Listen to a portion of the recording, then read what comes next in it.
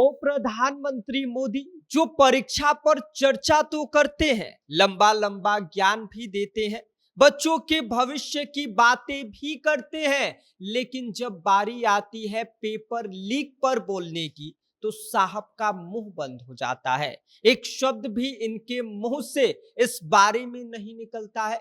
2014 से लेकर अब तक एक दो बार नहीं बल्कि 90 बार ऐसे मौके आए हैं जब पेपर लीक हुई है। लेकिन मोदी जी वो तो मस्त मौला इंसान है, उनको बस तारीफ सुनने में अच्छा लगता है, अपने सरकार की उपलब्धियों को गिनाने में अच्छा लगता है। लेकिन जब नीट पेपर लीक जैसी घटनाओं पर बोलने की बारी आती है तो मोदी जी को ना तो सुनाई देता है, ना तो कुछ दिखाई देता है और ना ही ये साहब कुछ भी बोल पाते हैं। जिसको लेकर रोहिणी आचार्य ने मोदी जी से सीधा सवाल पूछ लिया है कि आखिर कब तक ऐसे ही चलता रहेगा, कब तक आप ऐसे ही मौन धारण किए रहेंगे, कब तक जो है वो आप इस मामले पर चुप बैठे रहेंगे, आखिर बोलेंगे कब। और इसके साथ ही रोहिणी आचार्य ने मोदी जी के बारे में बहुत सारी बातें कही हैं। नीट मामले को लेकर भी उनकी प्रतिक्रिया सामने आई है, जिसके बारे में आगे हम आपको सब कुछ विस्तार से बताएंगे। लेकिन उससे पहले नमस्कार, मेरा नाम विष्णु है और आप देख रहे हैं जनता जंक्शन। ये वीडियो प्रायोजित है अटलांटिस अस्पताल के द्वारा। यह अस्पताल पटना का सबसे बेहतरीन अस्पताल है उन मिडिल क्लास लोगों के लिए जिनके पास पैसे कम हैं। यहाँ पे कैंसर से लेकर सब असाध्य रोगों का इलाज होता है। यहाँ हर प्रकार की सर्जरी उपलब्ध है।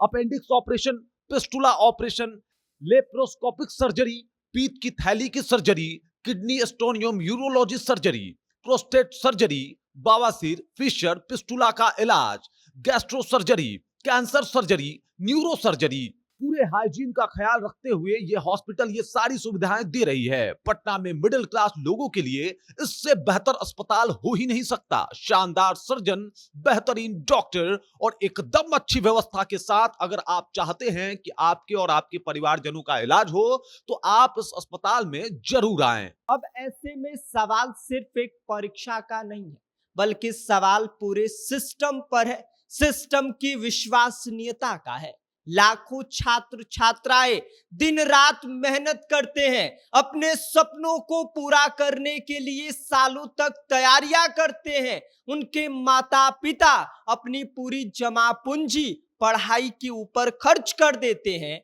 लेकिन जब परीक्षा होता है, जब बारी जांच की आती है तो उससे पहले ही इस बात का अनाउंसमेंट कर दिया जाता है कि पेपर लीक हो गया है, इसीलिए अब इस पेपर को रद्द कर दिया जाता है।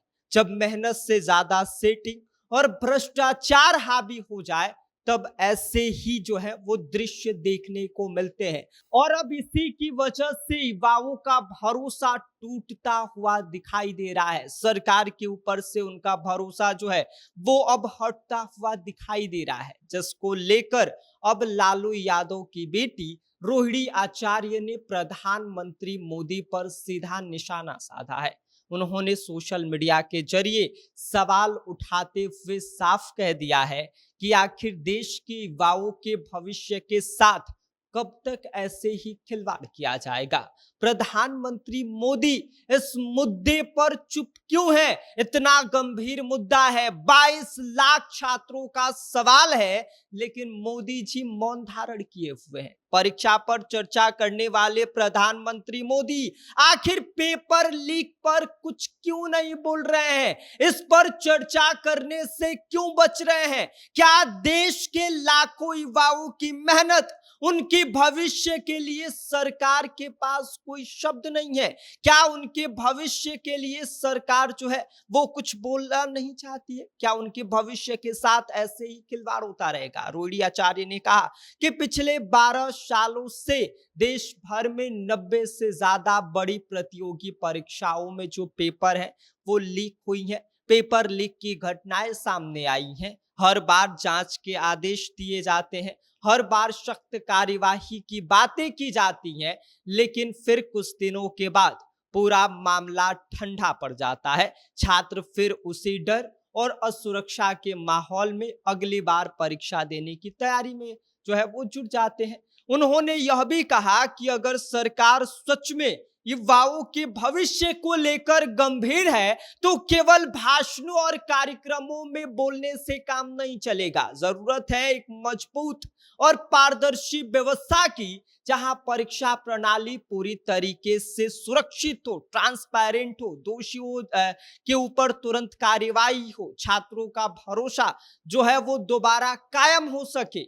लेकिन होता क्या है, हर बार उन्हें उम्मीद दी जाती है, हर बार उन्हीं के भविष्य के साथ खिलवाड़ किया जाता है और सरकार मौन धारण करके बस चुपचाप तमाशा देखती है। आपको बता दें कि नेशनल टेस्टिंग एजेंसी के द्वारा नीट यूजी 2026 परीक्षा को रद्द कर दिया गया है, जिसको लेकर उनकी तरफ से कारण ये बताया गया है कि वो परीक्षा के दौरान पेपर लीक हुआ था, परीक्षा में गड़बड़ी हुई थी, जिसकी वजह से 22 लाख छात्रों को फिर से पेपर देना पड़ेगा। उनके भविष्य पर वो सीधा सवाल खड़ा हो गया है।